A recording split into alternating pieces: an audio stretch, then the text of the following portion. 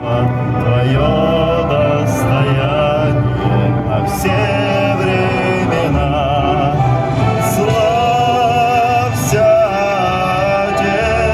Отечество наше свободное,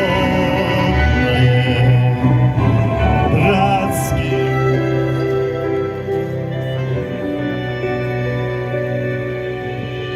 Уважаемые студенты, уважаемые гости, уважаемые родители, уважаемые у нас сотрудники, у нас праздник сегодня, День знания.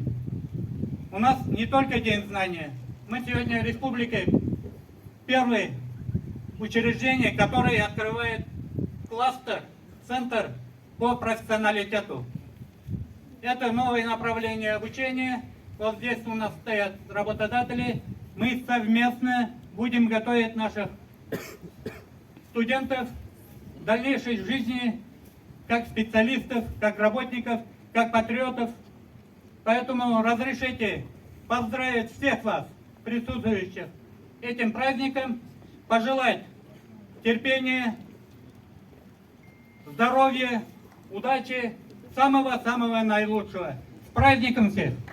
Иң көңілді мезгілдерді. Сіздің де міне бүгінгі бірінші курслар бар енді.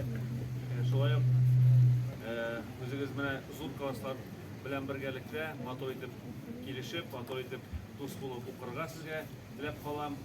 Киләчәктә дәгән дөрес белемнәр алып, үзегезгә һөнәргә өйрәнеп, үзегезнең тормышыгызда яхшы итеп көчле белгеч булып урнашу һәм эшләү өчен монда төпле нигезле белем алырга кирәклеген сез үзегез дә беләсез, мин сезгә инде шуны Можем мы превратить